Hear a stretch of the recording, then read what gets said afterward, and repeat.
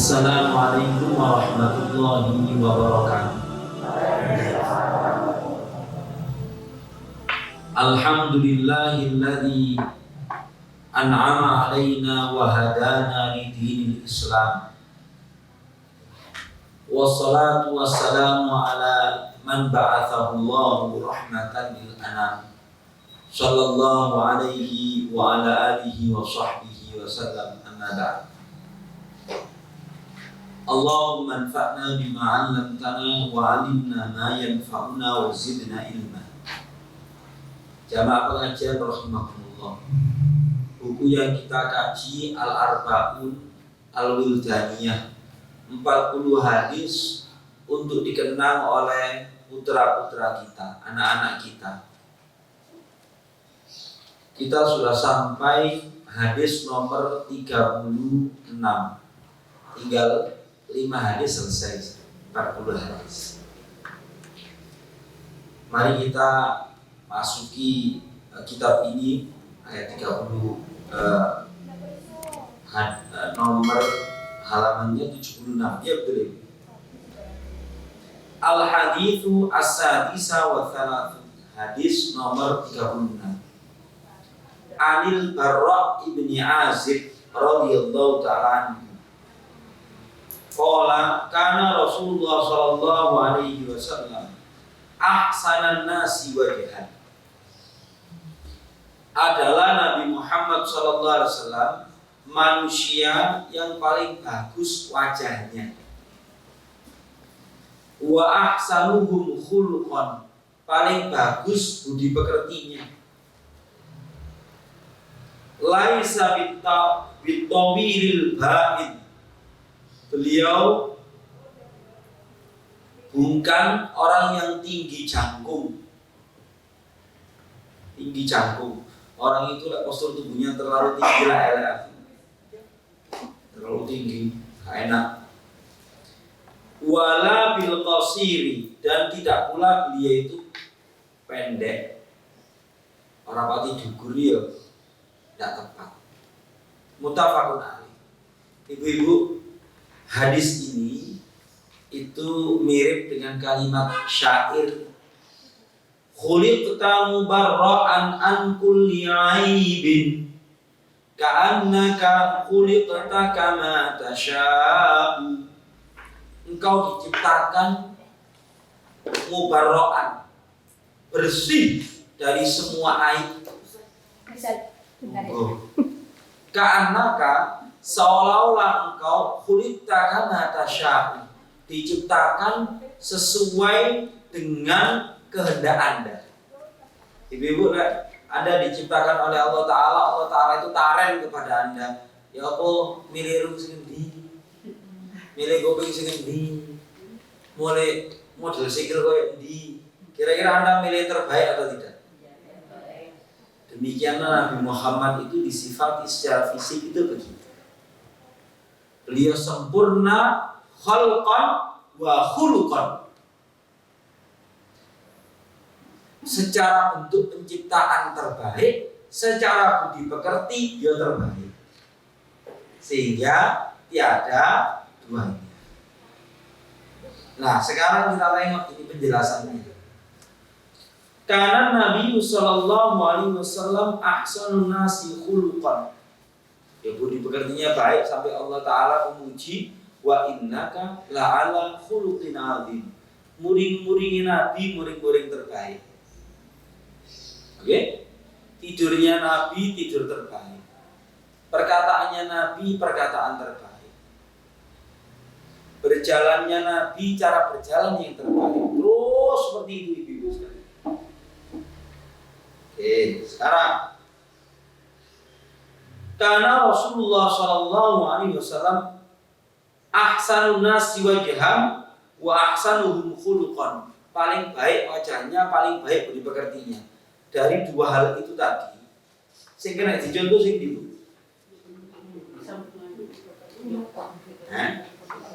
Nah, saya kepingin meladani Rasulullah wajahnya, kan nutup irungnya kan. Lalu ya, kemudian postur tubuhnya, sekarang nutup Rasulullah di usia 61 itu perang Tabuk. Usia 61 menempuh perjalanan 1 ekor unta gantian 6 orang dari Malang ke Jakarta sampai Banten 1000 kilo. Medina Tabuk itu 1000 kilo. Ibu-ibu, suaminya di usia 61 berjalan kaki dari Malang ke Jakarta sepeda pancalan gantian umum sanggup umum. Nah, saya cuma kepingin menegaskan Nabi Muhammad SAW secara fisik itu terbaik, secara budi pekerti terbaik.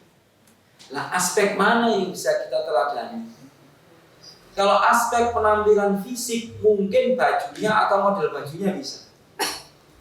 Tapi kalau pelek mencontoh fisik Nabi, waduh gak nutut ibu sekali.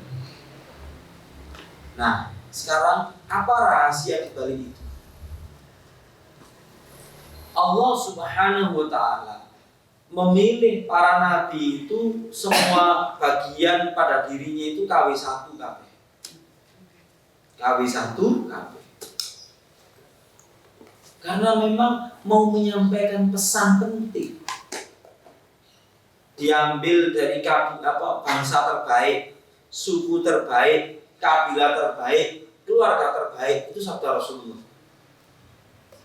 Anda bisa membayangkan Islam kalau yang memikul tanggung jawab dakwah pertama kali orang Jawa. Saya yakin Islam tidak akan berkembang di seluruh dunia. Kenapa? Para ibu selalu berpesan kepada anaknya, wis gak usah aja. Sing penting wis kene makan ibu. Islam tidak akan sampai ke Pulau Madura. Itu ibu sekalian. Lah bangsa Arab itu bangsa terbaik sudah untuk memikul tanggung jawab risalah. Sukunya suku terbaik, nomad, ungkapannya, bahasanya itu masih bebas. Tidak pernah mengalami pengalaman dijajah bangsa lain. Itu berpengaruh loh Bu. Termasuk diantaranya seorang nabi dipilih dari Bani Hashim. Bani Hashim itu Bani Abdul Muthalib. Orangnya agamis, postur tubuhnya bagus-bagus. Jangankan kok Nabi Muhammad, Abdul Muthalib saja. Ketika menemui Abraha yang duduk di singgasananya itu kena wibawanya Abdul Muthalib sampai turun singgasana. Ono wong kok wibawanya kayak gini. Begitu, ya. Baik.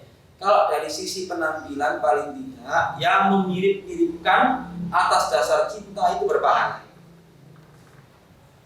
Saya ulangi lagi, ini kalimat ini penting Ibu.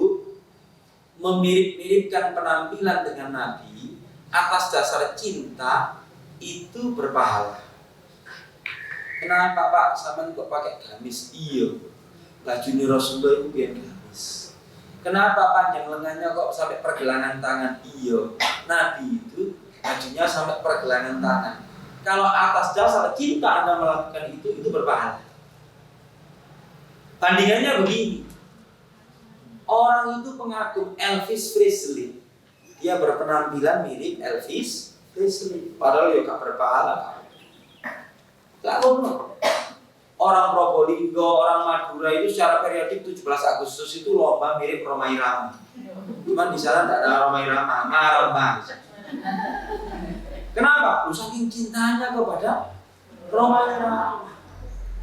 Gejala cinta itu selalu ditandai dengan kepingin memirip-miripkan kepada orang yang dicintai. Itu sudah gejala cinta. Saya sering ngasih contoh forum ibu-ibu ini itu film Ghost. Dia itu bintangnya Demi Moore. Mari dulu film Ghost. Jauh dulu nang jadi Mas dokter nang salon. Atau dipotong kayak Demi Moore. Itu zaman saya waktu SMP. Padahal yang jadinya masuk dipotongnya ada Mimor. Irungnya gak nutut. Irungnya gak nutut. Ngono lho Bu. Ada Mimor ayu. Nah Bu, begitulah kekaguman dan cinta seseorang kepada pihak lain. Itu ditandai dengan kepingin memirip-miripkan. Sekarang pertanyaannya, kenapa Kalau orang memirip-miripkan diri dengan Kurt Cobain, penyanyi ini, penyanyi itu, celana bolong kayak gini, pulang ini compang-camping, itu karena ngomong-ngomentar. Tapi ada orang memirip-miripkan dirinya kepingin kayak Rasulullah, kayak Ustadz Sopo sing senantiasa pakai dari Sulaiman. Nah, ya sah-sah saja itu bicara cinta. Gitu loh. Saiki sing dikampanyekan itu memirip-miripkan dengan budaya Amerika namanya Halloween. Ketemu pirang perkara Eropa itu sutup, gak punya kenangan sejarah masa lalu terkait Halloween. Sejarah dia tidak ada Halloween. Kok tahu-tahu kemudian mereka meneladani bangsa Amerika? Ada apa? Gitu loh Bu. Sekarang mulai dicicil di Malang Halloween. Didik loh. Begitu ya. Mulai ada. Nah, demikianlah gejala orang itu kagum, cinta itu kepingin meniru yang dicintai, yang dikagumi. Oke, sudah. Sekarang aspek yang bisa kita teladani. Karena Nabi Muhammad itu secara fisik dia gak nutut lagi. Tapi paling tidak hal-hal yang global memiripkan beliau itu kita nyentuh. Nabi bersiwak, kita bersiwak. Nabi menggunakan wewangian di masjid, ya kini menggunakan wewangian di masjid. Sini saya sholat. Lah, budi pekerti ini yang ruang lingkupnya lebih luas lagi. Akhlak Nabi terhadap anak kecil, akhlak Nabi terhadap karyawan, akhlak Nabi terhadap pasangan hidup, akhlak Nabi menjadi seorang murid, akhlak Nabi menjadi seorang guru. Ibu-ibu, ini yang bisa kita telah. Saya termasuk yang suka otokritik pada diri umat Islam. Saya. Bukankah acara tahunan itu kadangkala temanya meneladani akhlak Nabi Muhammad? Namun itu setelah pulang dari masjid dapat pencerahan cerita Nabi Muhammad, suami Anda semakin santun atau tidak? Mohon maaf, karena si pematerinya juga terlalu bias. Hendaknya spesifik meneladani akhlak Nabi menjadi seorang murid. Nabi pernah jadi seorang murid. Meneladani akhlak Nabi bersikap terhadap kekayaan. Ini orang contohnya spesifik, mulai orang segera zaman. Nah sekarang ini pembicaraan itu terlalu global sehingga mulai satu lucu. Gitu ya Bu ya. Muring-muringi Nabi kepada Sayyidatina Aisyah itu santun apa enggak? Ya apa contohnya? Jadi Nabi Muhammad itu dilapori sampai Sayyidatina Aisyah, ya Rasulullah, cukuplah bagi Anda Sofiyah itu begini, rapati duku. Nah Rasulullah itu muring-muring ya. Demi Allah, sungguh engkau telah mengucapkan satu kalimat yang kalau seandainya dituangkan ke lautan, niscaya mengubah rona rasanya.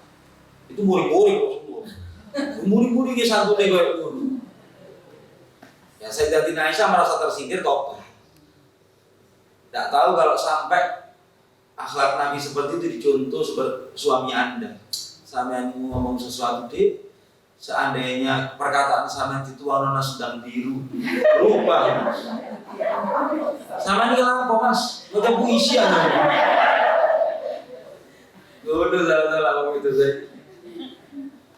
Ibu-ibu sekalian ya, kalau dari sisi akhlak Nabi itu bisa diteladani. Oke, sekarang saya ingin memberikan PR kepada Anda. Akhlak Nabi sebagai seorang kakek atau nenek, Anda cari.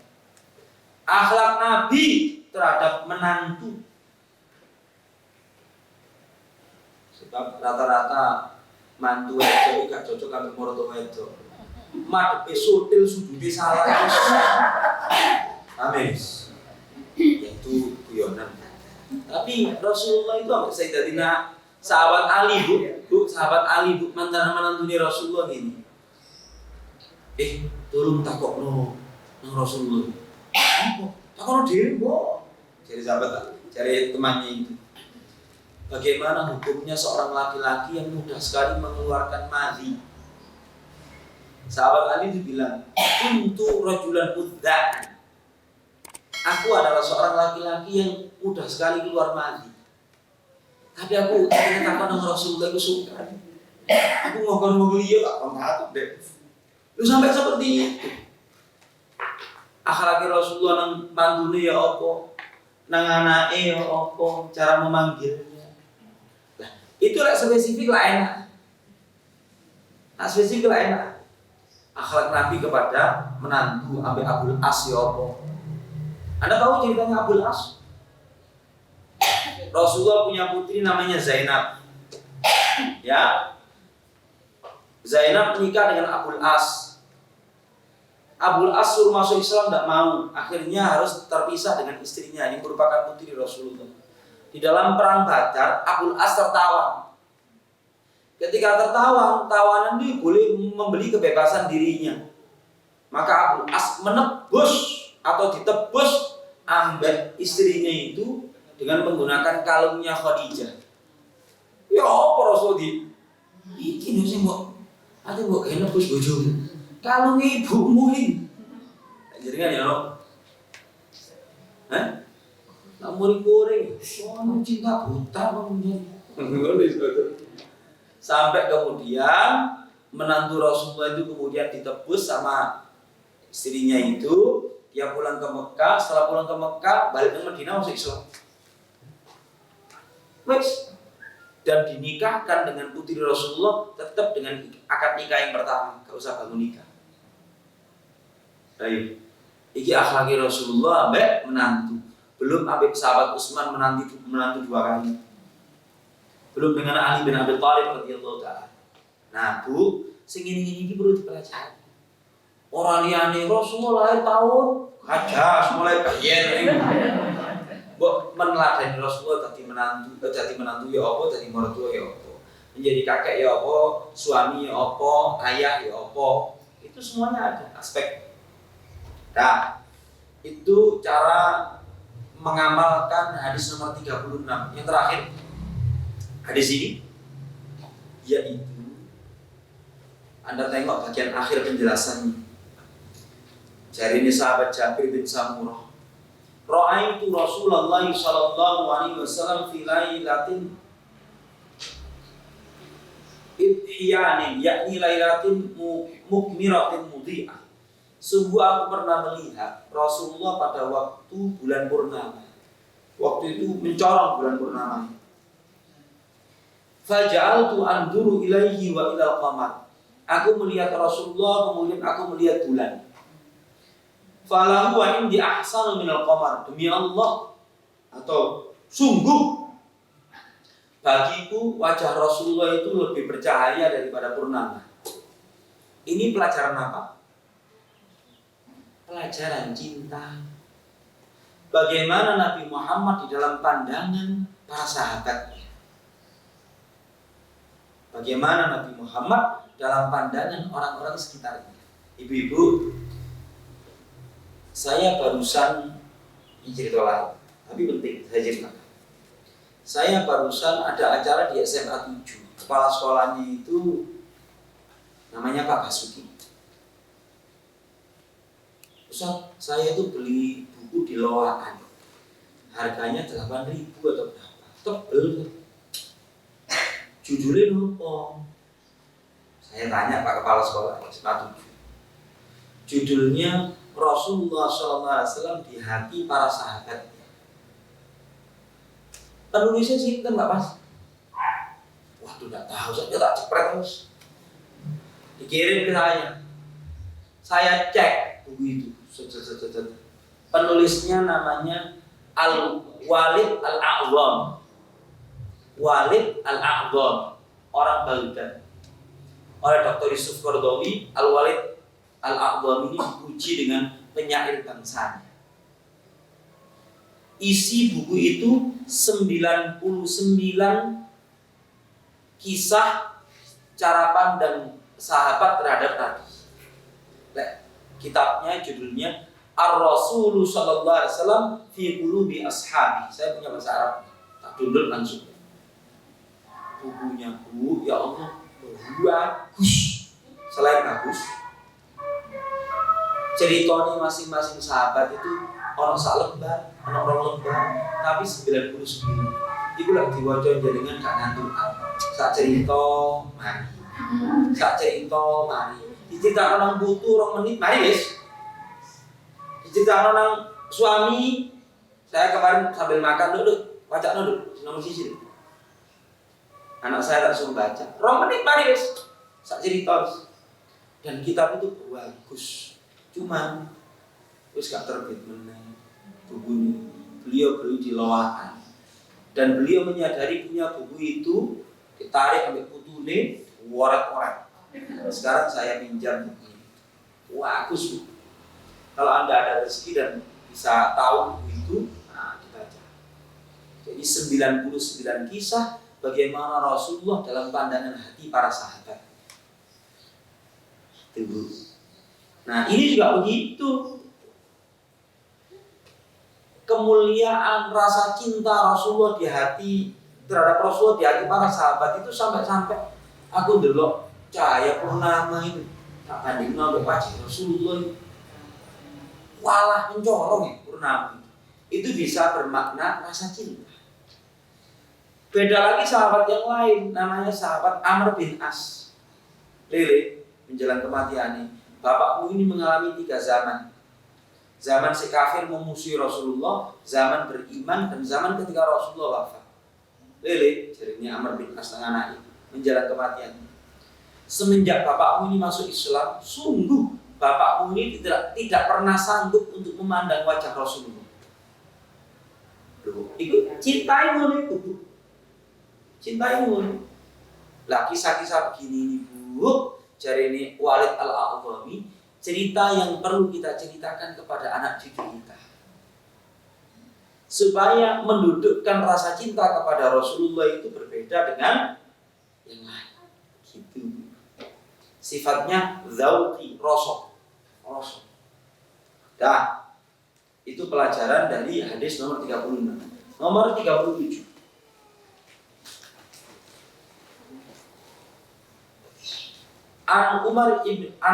Amr ibn al-As radhiyallahu ta'ala anhu. Maaf.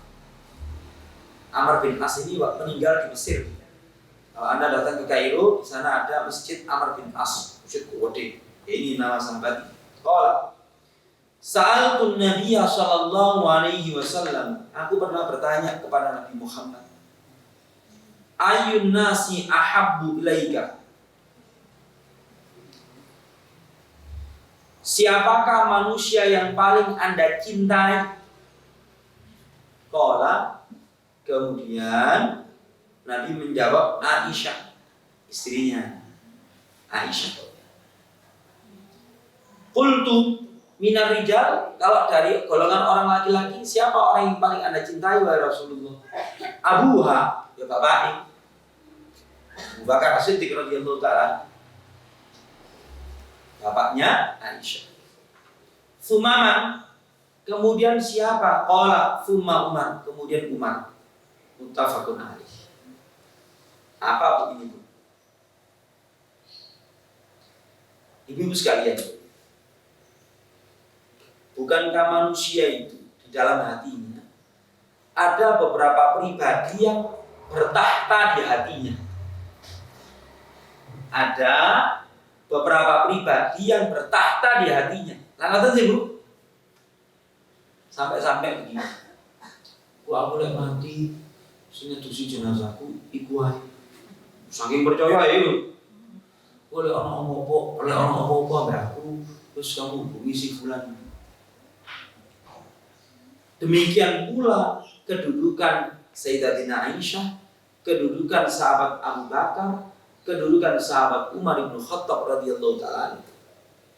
Rasulullah memiliki ungkapan-ungkapan untuk menggambarkan perasaan cinta, dan itu wapi Bu. Perumpamaan Aisyah di antara seluruh manusia itu seperti keutamaan tharib di antara semua jenis makanan. Wah, sing dipuji oleh guru Sayyidatina Aisyah, tuh kok. Gitu. ono orang namanya Abu Ubaidah bin Jarrah. Nabi punya ungkapan, likulli ummatin aminun wa aminu hadhil ummah Abu Ubaidah bin Jarrah. Setiap umat itu memiliki orang kepercayaan. Orang kepercayaan umatku itu adalah Abu Ubaidah bin Jarrah. Ungkapan yang Abu Bakar. Kalau seandainya keimanan seluruh penduduk bumi selain para nabi itu ditimbang dengan imannya Abu Bakar, niscaya imannya Abu Bakar lebih berat daripada iman semua manusia. Wah, Rasulullah itu Umar. Rasulullah tahu para nabi itu memiliki murid-murid yang mulhimun, yang mereka mendapatkan kekayaan intuisi batin. Kalaulah ada di antara umatku orang-orang yang mulhimun, dia adalah Umar. Rasulullah memuji mulu, mana-mana. Waktu ibu-ibu lagi berbicara dengan Rasulullah, Umar teko. Moro ibu langsung cep tenang. Kenapa? Orang-orang wanita itu kok lagi diam semuanya? Saya datang ya Rasulullah. Ya Ibnal Khattab, wahai putranya Al-Khattab, ojo meneh ibu-ibu. Setan saja kalau lagi berpapasan dengan satu gang denganmu, dia akan memilih gang yang lain supaya nggak berpapasan dengan kamu. Itu ungkapan cinta Rasulullah kepada sahabat-sahabat. Dan yang hebat adalah masing-masing sahabat itu memiliki kenangan terhadap ungkapan-ungkapan Rasul terkait diri. Itu hebat. Itu hebat. Sehingga masing-masing orang itu merasa menjadi orang paling dekat di sisi Rasulullah. Hebat atau tidak koncoan ini? Kita kan enggak. Pertemanan petang tahun nulis ngerasani niku 5 kintal lebih. Ini beratnya ini. Nah, ini sekaligus hadis ini mengajarkan kepada kita adalah kedudukan Aisyah, Abu Bakar dan Umar. Sekaligus bagaimana Rasulullah SAW memberikan apresiasi kepada orang-orang sekitarnya. Memberikan apresiasi kepada orang sekitarnya. Prakteknya ya no, dalam rumah tangga Anda. Anda memiliki anak 4. Anak nomor 4 itu curhat. Wala urusan ini gampang nih, takon nang Mbak Yumu nomor 1. Itu salah satunya caranya Bu. Memuji kakak, memuji adiknya punya kelebihan apa. Itu penting. Penting banget. Nah, itu cara serawungnya Rasulullah SAW. Di sini dikatakan, wa mimma yang bagi ayyuk lama, sesuatu yang harus kita ketahui, anna ahlus sunnah wal jamaah, bahwasanya ahlus sunnah wal jamaah yarawna, memandang, annal khulafa al arba'ah hum afdalus sahabah, bahwa 4 khalifah pengganti Rasulullah SAW itu merupakan sahabat yang paling utama. Wa anna tarbiyatahum fil fadli wa anna tartibihim fil fadli ka tartibihim fil khilafah, dan tertib keutamaan mereka seperti tertibnya keutamaan jenjang kekhalifahan. Yang paling utama ya Abu Bakar, kemudian Umar, kemudian Utsman, kemudian Ali. Ibu-ibu, di sebuah kantor saya mengkaji sebuah kitab judulnya Al-Khulafa Ar-Rasyidun. 4 khalifah yang mendapatkan petunjuk, Abu Bakar, Umar, Utsman, Ali. Yang unik, ibu-ibu, kitab itu berbahasa Arab dan ditulis oleh orang Jawa. Dan bahasanya bagus, Pak. Jadi kitab yang saya sebutkan tadi itu terbitan pesantren Sidogiri. Ya, kira-kira 300 halaman. Berbahasa Arab. Saya baca di sebuah kantor manakibnya Abu Bakar. Manakib itu sejarah. Sejarah Abu Bakar, sejarah Umar, sejarah Utsman, sejarah Ali, prestasi-prestasinya apa, kebijakan-kebijakannya apa, jasanya kepada Islam apa, yang meninggal pada zaman kepemimpinan beliau siapa, terus nasabnya kayak apa, masa kecilnya kayak apa, wah lengkap. Saking berbahasa Arab. Kalau tidak berbahasa Arab, ya saya sarankan Anda membaca buku bagus itu. Karena buku ini loh Bu, ya, sebuah bangsa yang tidak memiliki teladan kepahlawanan itu bingung boleh-boleh. Bangsa Amerika untuk menciptakan pahlawan bangsanya, membangkitkan moral bangsanya, dibikin tokoh namanya Rambo. Padahal dia kalah di Vietnam. Tapi ditampilkan film Rambo, satu orang Amerika itu bisa mengalahkan satu negara. Padahal kalah di Vietnam, Amerika.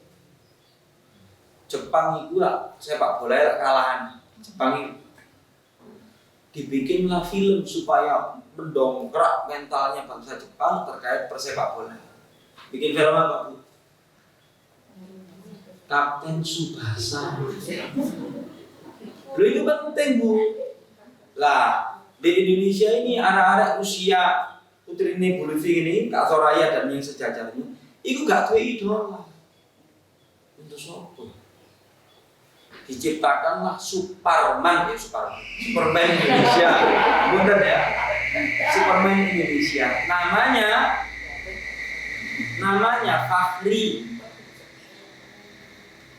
Seorang mahasiswa Indonesia di Mesir, hafal Quran, ganteng, dicintai putrinya seorang kiai yang lagi kuliah di Mesir, dicintai kuliah dengan Maria, seorang wanita Mesir asli. Itu penulis novelnya bilang ke kami waktu datang ke sini, saya itu mau bikin Superman versi Indonesia.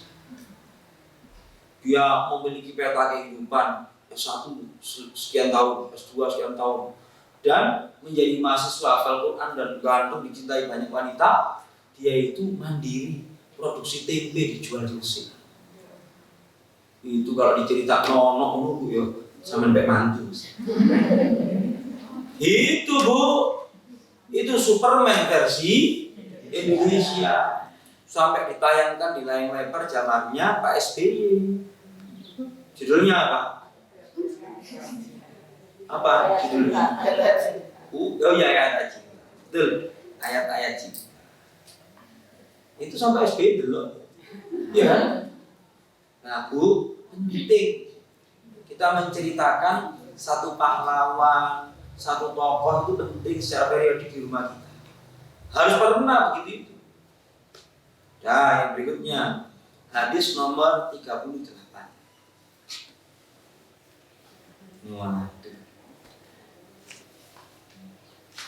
Wa an Anas bin Malik radhiyallahu taala anhu, dari sahabat Anas bin Malik, pembantu rumah tangga Rasulullah sallallahu alaihi wasallam.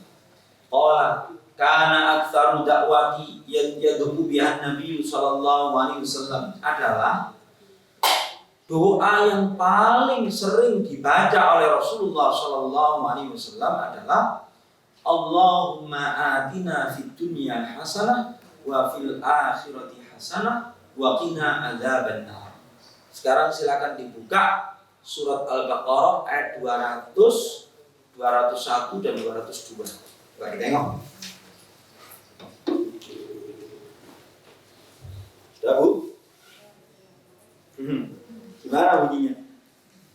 Fa'idha qadaitum manasikakum fadhkurullaha kadhikrikum aba'akum aw ashadda dhikra.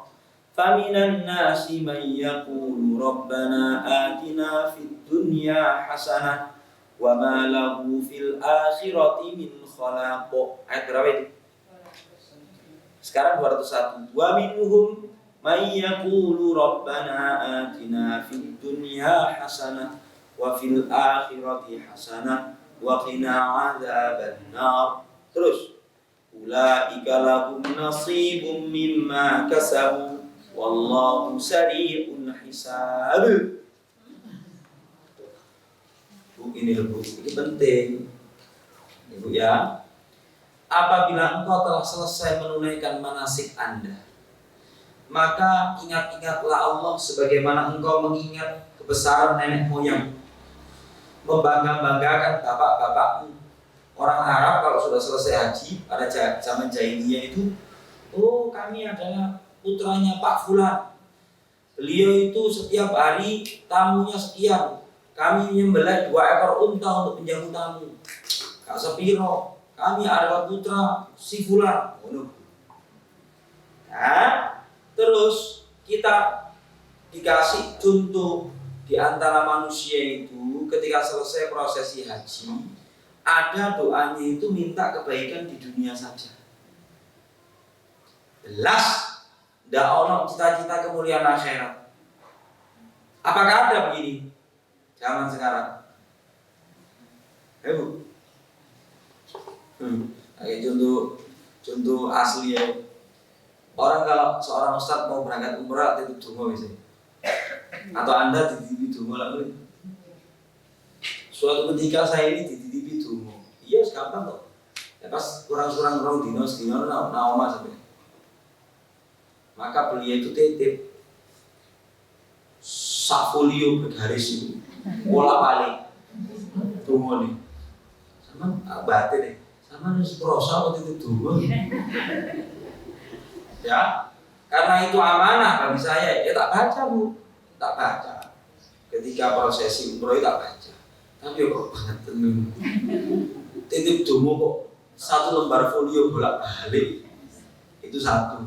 Yang kedua yang membuat saya sedih adalah 1 halaman folio bolak balik itu tidak ada sama sekali permintaan untuk hasanah di akhir. Itu yang membuat saya sedih. Tuhan aku satu udah jabatan iki, anakku keterima iki, iki, terus mobil gua jenis iki tak tuku. Allah. Saya itu sedihnya itu titip donga niku temane ke dunia. Ya. Tapi ada orang lain Bu, titip donga itu simpel dan memberikan pengajaran ke sana. Titip dongane pendek, Ustaz. Titip donga apa? Agar Allah tidak memanggil saya kelak sebelum saya pantas mendapatkan surganya. Wis. Simpel iki jawabannya. Apal-apalannya ya gampang. Timbangan 1 lembar folio bolak-balik. Bu iki cerita asli lho Bu ya. Tapi ternyata ngomong-ngomongi pikirannya jauh ya tahu. Ya Allah. Oke, sekarang mengacu kepada hadis ini adalah Nabi Muhammad SAW. Paling sering beliau itu berdoa adalah Allahumma atina fid dunya hasanah. Ya Allah, anugerahkanlah kami kebaikan di dunia. Wa fil akhirati hasanah, dan kebaikan di akhirat. Wa qina adzabannar. Jagalah kami dari siksa api neraka. Ibu-ibu sekalian, seandainya Anda tidak meminta semua doa ini tidak dikabulkan, kira-kira senang pun. Jadi santri-santri itu paling senang sekarang sholat sama saya. Oh, Ustaz itu doa tuh. Allahumma rabbana atina fid dunya hasanah sama Allahumma barik lana fima razaqtana wa qina adzabannar. Saya itu Bu. Ya, karena saya berpikir begini. Seandainya semua yang Allah anugerahkan kepada saya itu berkah, beres. Handphone yang tak miliki berkah, gelas yang tak miliki ya Allah berkah, mobil yang saya gunakan berkah, kopi yang saya gunakan berkah, baju yang saya kenakan berkah, buku yang saya miliki itu berkah, pemikiran saya berkah, anak-anak saya itu dimanapun itu berkah kabeh ini. Ilmu yang saya ajarkan itu berkah. Sebagian. Satu. Terus saya mengulang-ulang mesti Rabbana atina fid dunya hasanah wa fil akhirati hasanah wa qina adzabannar. Saya bertanya kepada Anda sekarang. Yang dalam pandangan Anda hasanah di dunia itu apa? Hasanah di dunia itu apa? Gitu. Silakan bebas. Apa Bu? Sehat, Sing Bu, sama lek doa nang Gusti Allah, sing lengkap, sehat tok. Ini sehat tanpa obat. Kok sehat tapi wah obat terus. Loh ini ceritanya teman saya ngene lho, ada proposal sing bener nang Gusti Allah. Dongo. Aku kurang lengkap apa dongo iki piye? Aku mek jawab sehat tok. Sehat tanpa sehat terus apa meneh iki hasanah di dunia. Apa meneh? Halal barokah. Lengkap. Terus akeh karo halal. Terus apa meneh, Bu? Ilmu sing nafi apa meneh?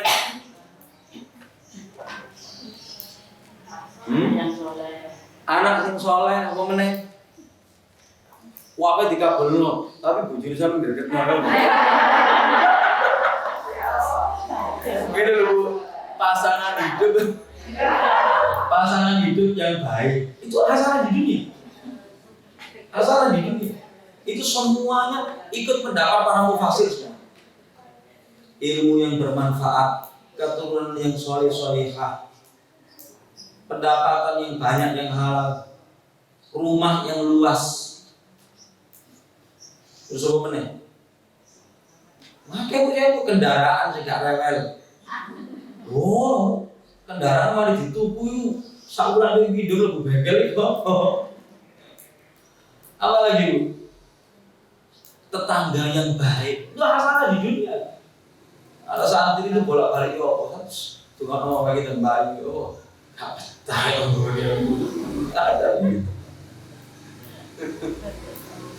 Ya, semua hasanah di dunia itu kalau sudah dikabulkan sama Allah kepada Anda, bahagia. Terus hasanah di akhirat itu ya, menuntut kehidupan dengan kalimat la ilaha illallah, dibangkitkan dalam keadaan muka bercahaya, menerima catatan amal dengan tangan kanan, dibangkitkan bersama orang-orang yang mulia, melewati sirat seperti kilat menyambar, minum dari telaganya Rasulullah SAW, masuk surga tanpa hisab, menjadi satu di antara raja-raja surga. Apa itu? Saya cuma membayangkan, tidak Rabbana atina fid dunya hasanah wa fil akhirati hasanah ini dikabul ya siapa? Oke? Cuman orang Indonesia itu antara berdoa dengan donga temenanan ini enggak beda. Aku sama nek balik salat donga mesti mangane bener donga. Pakai hubungan tangan dulu kadang-kadang gitu. Kalau berdoa itu, apa yang Anda minta itu betul-betul rintihan batin. Itu loh Bu, donga temenanan ini. Betul-betul Anda minta dari lubuk hati terdalam. Wow, temenanan. Sehingga ada sindiran di internet ini. Doa yang tulus itu kadang-kadang tidak di masjid, tapi di rumah sakit atau di penjara. Kadang-kadang doa tulus itu, wah rumah sakit anak-anak seluruh itu harus nangis. Ya, oke sekalian. Jadi seneng nggak baca doa sabu jagat ini? Sambil ditadaburi, dirasa atau temenan permintaan. Jangan hanya sekedar berdoa, menggugurkan kewajiban. Yang berikutnya, At-Tasi'a wa Thalathun, nomor 39. Wa Nabi Hurairah radhiyallahu ta'ala anhu qala Rasulullah sallallahu alaihi wasallam, idza mata al-insanu inqata'a anhu amaluhu illa min thalathin. Apabila meninggal anak cucu Adam, terputus darinya amalan yang dia bisa lakukan kecuali pahala 3 amalan. Apa itu? Shadaqatin jariyatin, sedekah jariyah. Dalam kurung wakaf.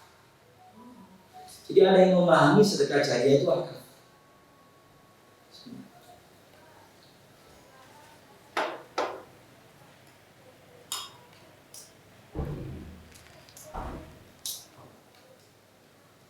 Bu, ini cerita seorang ustadz yang ngasih hadiah saya kitab ini. Orang temen, anak jenderal orang temen. dibawa ke Singapura. Tahu ajal sudah mau menjemput, ini harus beramal soleh yang besar. Gitu. Biasanya mau nanti ketemu warga Israel kawan ini. Apa yang terjadi? Seorang ustadz presentasi mau bikin pesantren. Kalau bisa begini, yos, tak ingin ini rancangan anggarannya. Berangkat ke Singapura, diperiksa, perawatan, mulai sehat. Kasih itu, negatif, gak usah sehat toh. Tak pikir cerita itu cuma ada di negeri sana. Ternyata di sini juga ada.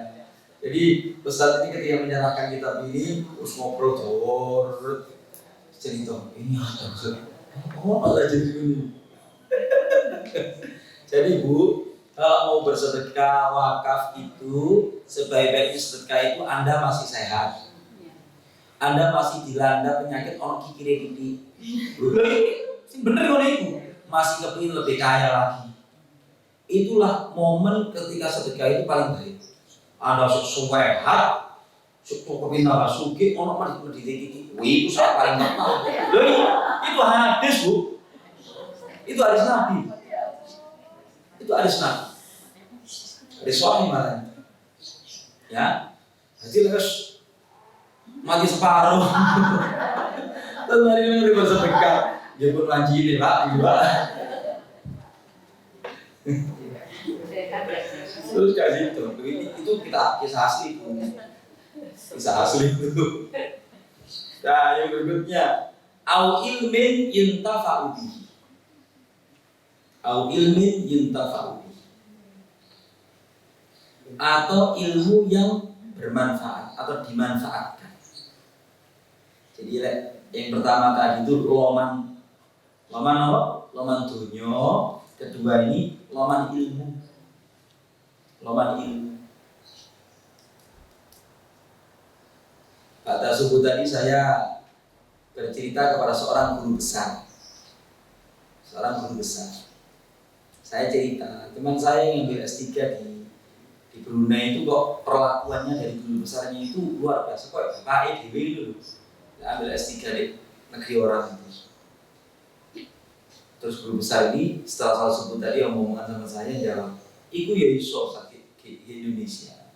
Kami yang kadang-kala itu mengasuh mahasiswa dari Libya, dari Mesir yang kuliah di Indonesia atau dari Thailand atau mana. Kadang-kala mereka itu berkeluh kesah, beasiswa cuma ini biaya hidup gak tutup. Kami para guru besar itu mendapatkan namanya dana hibah guru besar. Tiap tahunnya itu 100 juta. Itu untuk biaya riset, untuk membantu ini macam-macam. Tapi tergantung wongi. Ono wong sing rakus ya tidak gini.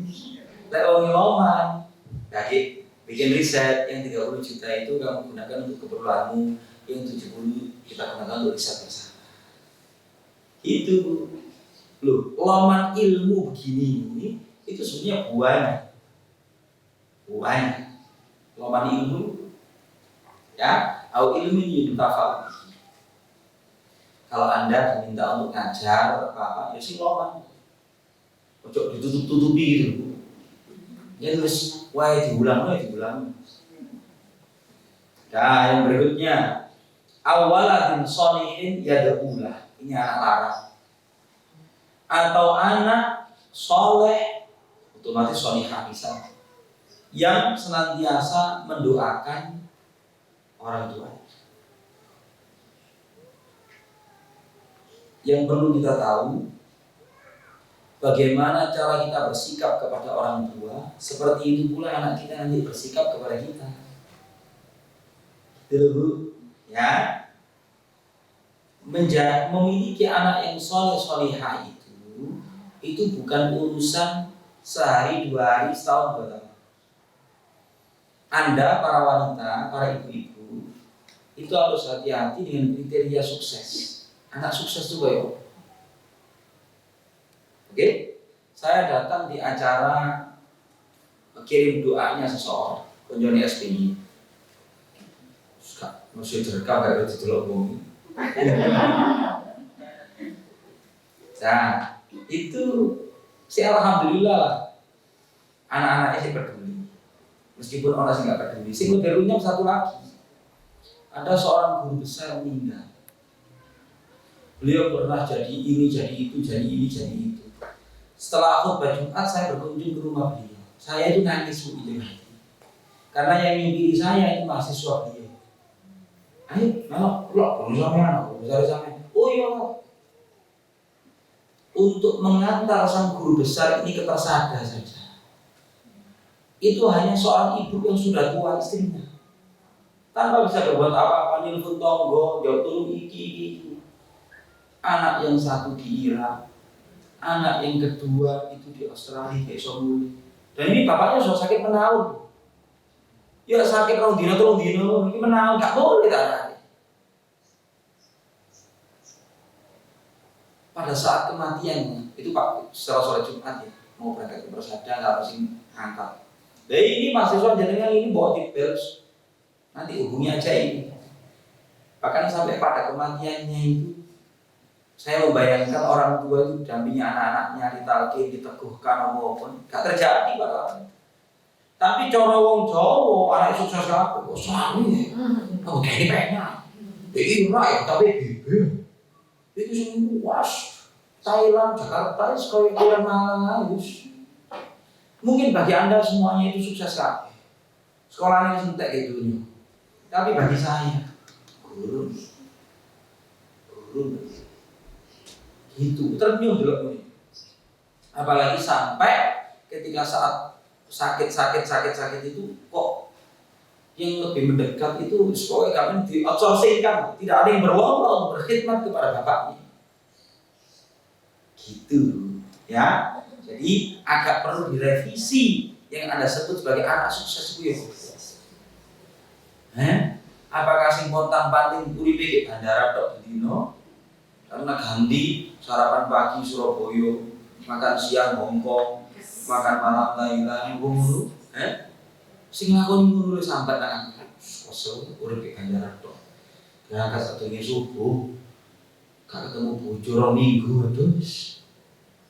Itu kata orang sekarang sukses. Ngono lho Bu, itu perlu direvisi ya, Ibu ya. Saya melihat kenyataan banyak gitu di masyarakat. Para jemaah sekalian, maka salah satu kriteria anak itu baik, sukses itu adalah dia dari lisannya itu mudah sekali meluncur Rabbi firli wal walidayya warhamhuma kama rabbayani sholihin. Wah, sukses. Lali namun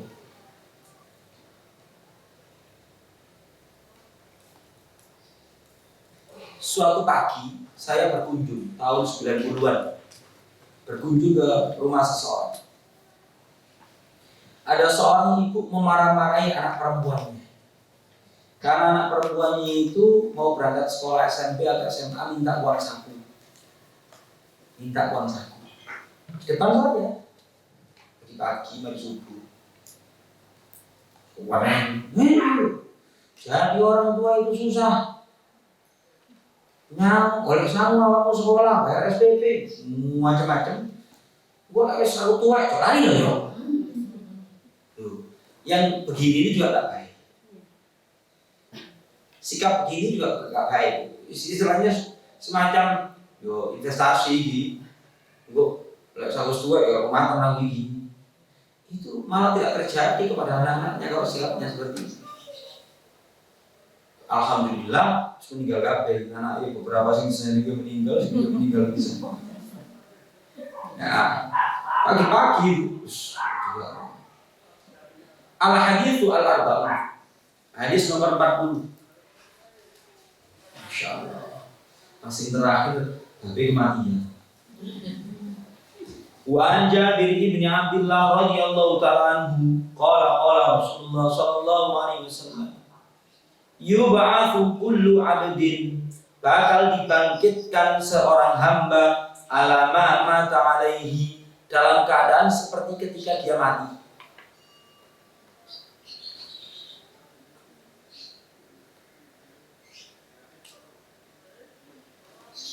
Kalau orang itu meninggal dalam prosesi haji, maka dia dibangkitkan dalam keadaan bertalbiyah.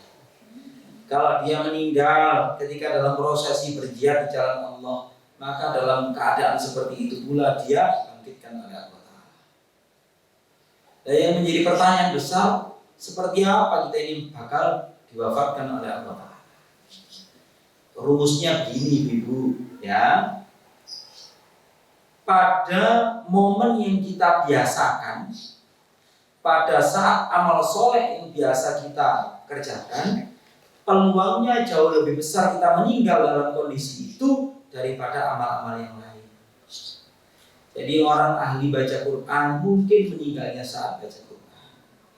Ada orang cinta masjid mungkin meninggalnya. Orang hobinya touring, ya meninggalnya waktu touring. Ada orang hobinya naik gunung, ya meninggalnya waktu nggak gunung itu potensi. Dan itu juga banyak terjadi. Itu. Maka konsisten kepada satu amalan yang kita cintai setiap hari kita kerjakan, peluangnya jauh lebih besar kita meninggal dalam kondisi seperti itu. Jadi yub'atsu kullu 'abdin, bakal dibangkitkan seorang hamba ala ma mata alaihi, dalam keadaan amalan saat kematiannya. Oke Bu, kalau Anda ada rezeki, ada sebuah buku warna biru, ada terjemahannya. Judulnya itu Saat-saat Kematian Para Ulama. Itu saya baca kata tafsir itu boleh namanya. Saya pinjamkan itu, maksud saya berikan terus benar sopo. Saya baca begitu, ya Allah, luar biasa. Saat-saat kematiannya para ulama. Hari Jumat tuh ini, nah, Ibu, ono seorang ulama jenenge Syekh Abdul Hasan Ali An-Nadawi. Syekh Abdul Hasan Ali An-Nadawi. Beberapa muridnya ada di Malang. Beliau aslinya dari Lucknow, India. Lucknow, sebuah tempat, dan memang keluarga besar beliau itu ulama, produktif menulis. Beliau termasuk yang tidak berkenan untuk difoto sama disyuting. Di internet kalau Anda ngetik nama beliau, nanti ada ceramah beliau ketika beliau seminar di Turki. Beliau meninggal tahun 99 atau 98, 99, antara itu. Hari Jumat begini udah, semua wagus, berangkat sholat Jumat pakai baju putih, dek ngarepe pengimaman mau sholat Al-Kahfi, katanya khutbah meninggal. Gitu. Jadi mari wagus, pakai baju putih-putih. Orang India itu hari Jumat itu betul istimewa. Penampilannya itu rata-rata mereka pakai baju putih, serban putih, pokoknya full putih. Mari baca surat Kahfi ditutup meninggal. Saya yakin beliau itu sudah terbiasa baca surat Kahfi dia baca. Itu contoh kemuliaan yang Allah berikan sebagai karomah, sebagai kemuliaan bagi orang yang konsisten pada satu amal. Wallahu a'lam bishawab. Dialog. Adakah sesuatu?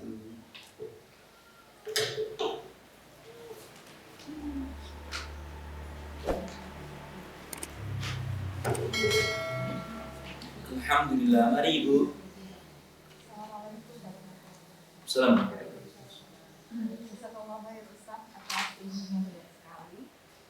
Saya tertarik mengenai sedekah yang diartikan wakaf dari Ustaz. Wakaf.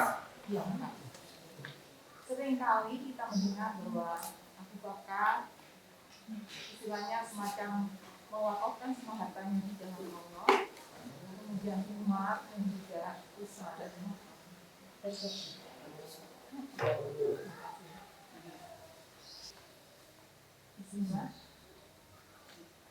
Abu Bakar mewakafkan hartanya, Umar mewakafkan hartanya. Terus pertanyaannya, Ibu? Pertanyaannya Ustaz, ada juga seringkali itu diceritakan ada sahabat yang ingin mewakafkan seluruh harta, kemudian memiliki seorang anak perempuan. Kemudian Rasulullah menolak Ustaz. Kemudian sepatu saja sudah Rasul ditolak. Paham? Akhirnya ketiga, pertanyaan saya Ustaz, di zaman sekarang apabila kita ingin meniru seperti Abu Bakar atau Umar yang lebih banyak itu dibolehkan atau hanya sepertiga Ustaz? Sudah? Bagus sekali pertanyaannya. Ibu sekalian, sahabat Abu Bakar menafkahkan seluruh hartanya. Ketika beliau ditanya oleh Rasulullah, apa yang kau tinggalkan untuk keluargamu? Aku tinggalkan untuk keluargaku Allah dan Rasul. Itu menunjukkan Abu Bakar itu begitu mendidik mentarbiyah anak dan istrinya. Buktinya apa? Asma binti Abu Bakar ketika ditinggal sama bapaknya mendampingi Rasulullah hijrah, seluruh hartanya Abu Bakar itu dibawa. Anaknya ditinggal sampai orang tuanya Abu Bakar, ditinggal di Mekah. Waktu itu Asma ditanya sama kakeknya namanya Utsman, nama panggilannya Abu Quhafa. Duk, kau ditinggali apa mbak bapakmu? Cocok bapakmu wis budal-budal tok ae wis. Ninggal awakmu gak dikai apa-apa. Ngeterno koncone sing jenenge Muhammad nang Madinah itu. Asma binti Abu Bakar mengisi wadah tempat uangnya Abu Bakar yang waktu itu emas. Itu diisi kerikil. Setelah diisi kerikil dikasih kain. Setelah dikasih kain ditunjukkan kepada kakeknya Abu Quhafa atau Utsman, itu buta. Dipegang tangan kakeknya sambil mengatakan, niki lho kek, bapak ini tinggal di dunia akeh kanggo aku. Padahal gak meninggali apa-apa. Kalau itu terjadi kepada keluarga Anda, jawabannya anak sampean koyo Asma koyo. Wapak ini. Udah. Wene catering yang gak jelas, segontek. Itu saya yakin seyakin-yakinnya tidak ada tarbiyah suami kepada istri dan anak. Itu satu. Yang kedua, Abu Bakar itu seorang pedagang. Pedagang itu kalau sudah punya kredibilitas tinggi, dia pergi ke pasar besar tanpa bawa uang, dia sudah dapat modal. Cari nih orang kampung saya, kayaknya buat gawe bondo apa ini. Oke, artinya dia itu melobi tak gawana barangmu, tak dolno kok sharing profit ya. Itu bisa dia. Itu model-model Abu Bakar, dan Rasulullah begitu mengenal Abu Bakar seperti itu sehingga tidak apa-apa. Keluarga Abu Bakar sudah terbiasa dengan pengorbanan untuk agama secara total. Bu, ulama-ulama yang saya temui termasuk yang saya sebutkan tadi itu semuanya keturunan Abu Bakar Siddiq radhiyallahu ta'ala. Dan mereka keturunan Abu Bakar itu terbiasa dengan pengorbanan untuk agama itu dan itu saya kenal. Di sebuah kampung di New Delhi namanya Mewat. Itu semuanya keturunannya Abu Bakar. Sudah. Kemudian kepada Umar. Umar itu senangannya ngalamin Abu Bakar ini. Ketika Rasulullah memobilisasi perang Tabuk, maka Umar mensedekahkan separuh hartanya. Diterima oleh Rasul. Dan ketika sahabat Sa'ad bin Abi Waqqas radhiyallahu ta'ala itu bilang, ya Rasulullah, keadaan saya sakit seperti apa yang Anda lihat. Tidak ada yang mewarisi saya kecuali anak perempuan saya semata-mata. Ya Rasulullah, apakah boleh saya bersedekah 2/3 harta saya? Ojo. Kalau separuh, ojo. Kalau sepertiga, ats-tsulus wa tsulusu katsir. Sepertiga itu sakit. Sungguh engkau meninggalkan ahli warismu dalam keadaan mereka berkecukupan, itu lebih baik daripada engkau tinggalkan anak cucumu itu meminta-minta dari satu rumah untuk tercukupi kebutuhannya. Dan tidak dilengkapi bukan di situ ya. Tidaklah engkau menafkahi untuk keperluan keluargamu sampai pada apa yang kau suapkan ke mulut istrimu, itu semuanya dinilai sebagai sedekah di sisi Allah Ta'ala. Itu hadisnya lengkapnya begitu.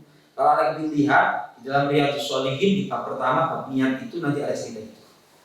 Sudah. Sekarang apakah kita boleh? Sah-sah saja. Tapi ngeliti ngodisik.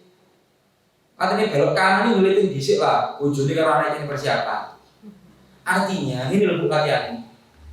Ketika suami Anda, sebagai seorang suami di kulkas ikat gitu, ada itu sekolah, oh, kulkas itu itu 1/40 dari harta. Baru latihan kulkas harus kayak jalan orang di luar disopor. Nah pertanyaannya sama siapa pun enggak?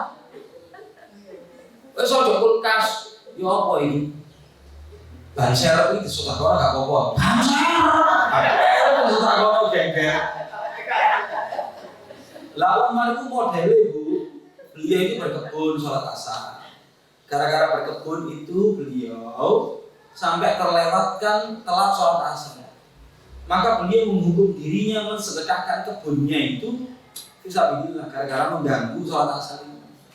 Jangan sanggup, kalau tujuan sepeda motoran terus ayo sholat jamaah, sok tahun lagi sanggup dong. Sampean sanggup, ujungnya sampean nggak sanggup. Enggak, bu, saya menerima wakaf tanah di Songgolangit itu 1400 dari seorang bapak-bapak. Beliau merasa sudah sepuh. Beliau keluarga yang terbiasa pengorbanan untuk agama mulai bapak-bapak itu. Dalam perjalanan ke Jakarta di bandara beliau, Ustaz ini biar itu saat dulunya aku mewakafkan tanah itu Ustaz, anak-anak tak perlu orang kabeh. Wes yo, sampai papa masing-masing mesti kayak situ-situ. Karek papa saya ini ambil mamamu golek sang akhirat. Ojo diganggu-ganggu di situ. Iki wis tak kekno untuk kepentingan fisabilillah. Begitu.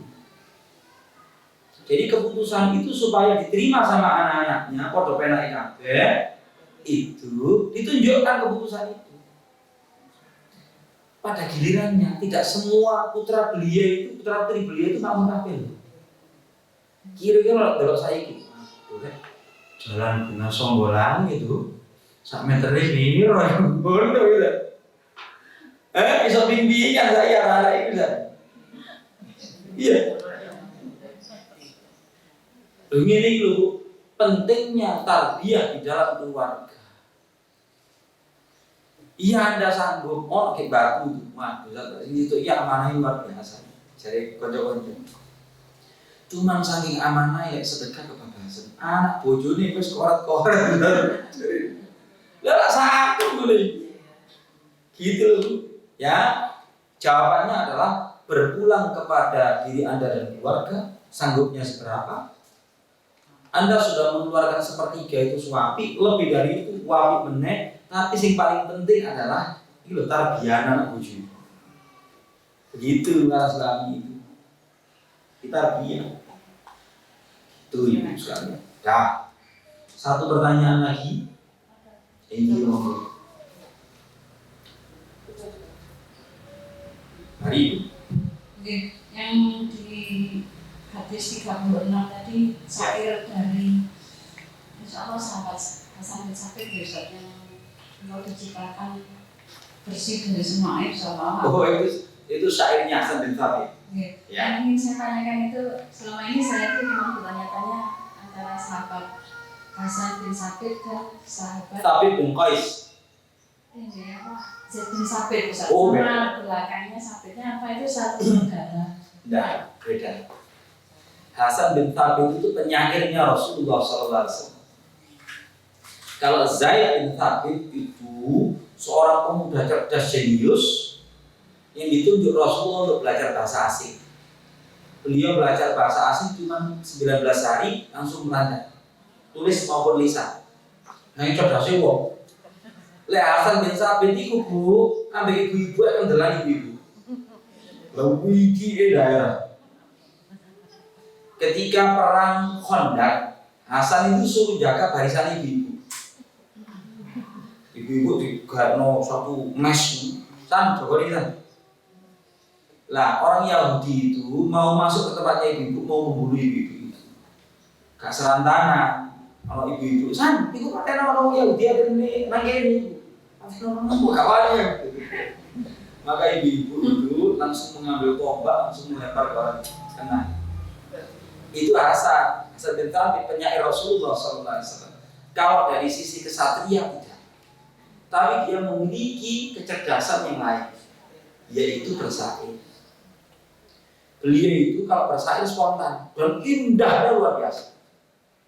Bu, lek bersair itu asal itu, lek seandainya ditulis spontanitas dia dalam bersair itu dari kitab.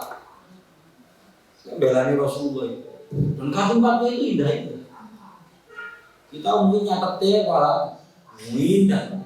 Sampai Rasulullah bersabda begini, ya Hasan, bangkitlah, bantahlah mereka. Ruhul Kudus, Allah meneguhkanmu dengan Ruhul Kudus. Jadi ucapannya Hasan bin Thabit itu diteguhkan dengan malaikat Jibril. Itu doa Rasulullah kepada Hasan bin Thabit radhiyallahu ta'ala. Itu hebatnya Rasulullah, Bu. Masing-masing wong di potensi berbeda-beda itu diperan di video. Diperan di video. Ono sing pinter koyo Zaid bin Thabit, ono sing penyair niku, ono sing koyo Umar atau kasih luar biasa. Ono koyo Abu Bakar pemikir mendalam. Ono koyo sahabat Abdullah bin Mas'ud, wong sing wah ulama Quran, Mu'adz bin Jabal ulama Quran. Semuanya dikasih peran sesuai dengan talenta masing-masing. Itu ya. Jadi kalau hubungan bukan kakak beradik, Hasan bin Thabit sama Zaid bin Thabit. Zaid bin Thabit. Kita tutup dengan doa Ibu. Sudah mau Jumatan. Bismillahirrahmanirrahim. Allahumma shalli wa sallim ala nabiyyina Muhammad walhamdulillahirabbil alamin. Rabbana zalamna anfusana wa illam taghfir lana wa tarhamna lanakunanna minal khasirin. Allahumma barik lana fima razaqtana wa qina adzaban nar. Allahumma zidna wa la tanqusna wa akrimna wa la tuhinna wa athirna wa la tu'thir alaina wa radina wa rad 'anna. Allahumma anfa'na bima 'allamtana wa 'allimna ma yanfa'una wa zidna ilma. 'Ala Allahi tawakkalna rabbana la taj'alna fitnatan lil qawmidh dhalimin wa najjina bi rahmatika minal qawmil kafirin. Rabbana atina fid dunya hasanah wa fil akhirati hasanah wa qina adzaban nar. Wa sallallahu ala khairi khalqihi Muhammadin sallallahu alaihi wasallam. Subhana rabbika rabbil izzati amma yasifun wa salamun alal mursalin walhamdulillahi rabbil alamin. Wa la minkum. Wassalamu alaikum warahmatullahi wabarakatuh.